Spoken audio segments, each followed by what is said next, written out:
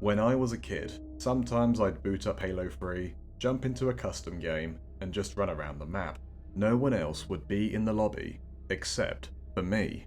I don't know why I'd do this. Maybe I just wanted to explore and kill some time. Maybe look for an Easter egg I saw in a video on YouTube. I'd run around a map like last resort, but occasionally, all of a sudden, for no reason at all, something would just feel off. Suddenly, everything just seemed a bit creepy, like something was there watching me, or following me around. The level just felt very empty all of a sudden, but at the same time, it's almost like I expected to turn the corner and see another player standing there, which is impossible. The game lobby has just me in it, right? If you've ever played a game like Halo 3 and jumped into the multiplayer maps alone, you've probably felt the same at some point. Halo is, after all, a very social game. You're used to seeing plenty people running around these levels, trying to beat them before they beat you.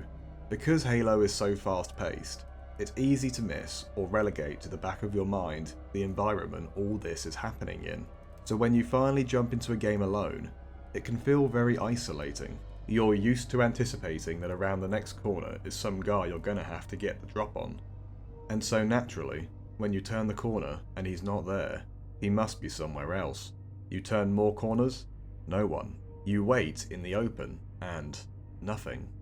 No bullets or plasma comes flying.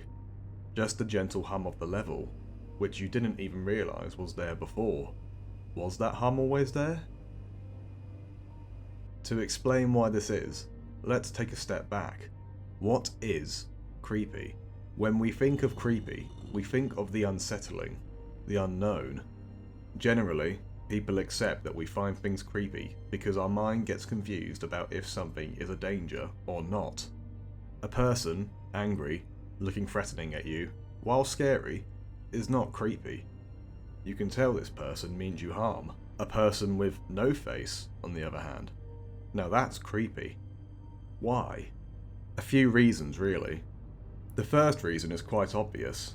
You don't really see people with no faces. It's a new stimulus your brain has to figure out. The brain likes patterns, and this doesn't fit into that pattern.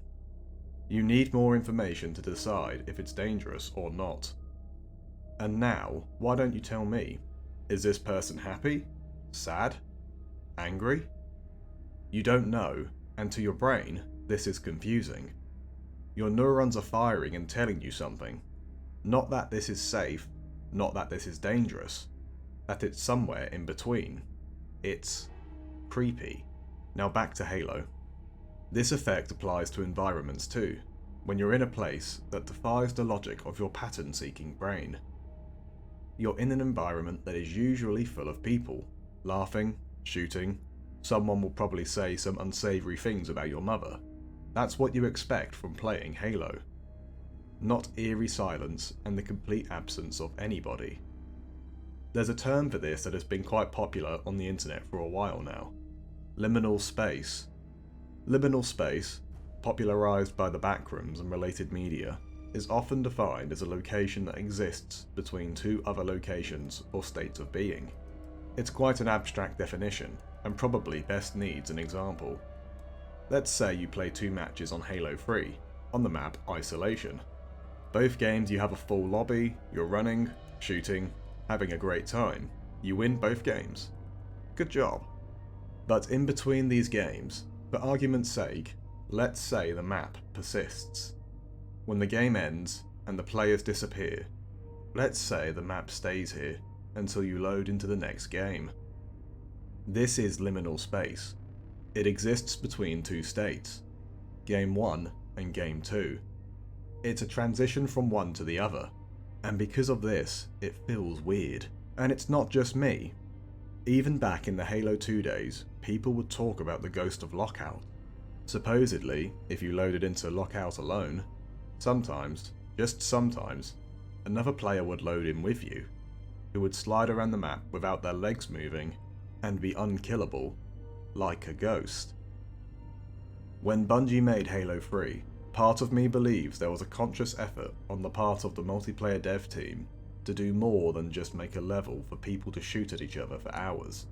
They wanted you to explore. Let's go back to Isolation. This level is pretty creepy, and gross at the best of times, thanks to the underground infested flood section. Pulsating buboes of unidentified biological matter just wriggling around you. But have you ever just stood and watched the grass? Because when you do, you'll see that as you're running and gunning around the map, biological matter slowly infects the map all over the level. This is something you'd never notice in normal gameplay, only if you took the time to wander around. As if the creeped out feeling you had wandering around wasn't enough, now you can slowly watch the map become infected with the flood too.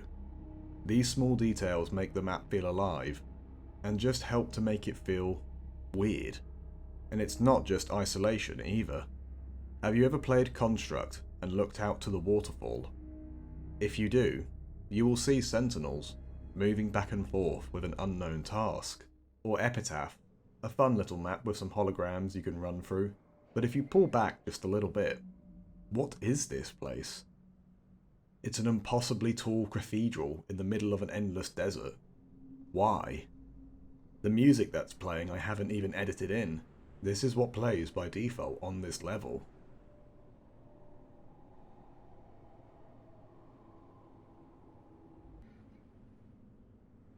Chilling. Standoff is a personal favourite of mine, in terms of gameplay and in terms of creep factor. Missiles or ships fly overhead, but closer to the ground, things are a little strange. Remember earlier when I said it feels like you're being watched? Well, that's because sometimes you are. If you zoom in on the satellite array closest to the map, you'll see someone standing there watching everything you do. Take a look at the other side of the map at the moon. You'll see someone else staring down at you. Have you ever looked at the ceiling in cold storage? Probably not, but if you do, you'll see something akin to the monitor following every step you take. Unable to be damaged. It will just follow you, and you won't know why. As if the flood scurrying around outside wasn't enough to creep you out. If being physically watched isn't enough to make your skin crawl, what about being watched by an omnipotent being that can see everything you do at all times? Of course, I'm talking about the Guardians. Not the terrible Halo 5 Guardians, but the otherworldly beings responsible for the player getting killed in an unusual way. If you've played Halo long enough, you will have seen this at least once. And of course, logic dictates that the Guardians is just a name for what killed you when the game can't attribute that to another player. Or at least, that's what they want us to think. These are just some examples of things that can really leave you feeling uneasy. Halo is objectively fun and social. People say Halo 3 is the best of them all. But there's just this underlying unease, which hopefully you understand a little better now. Just don't even get me started on Halo 2.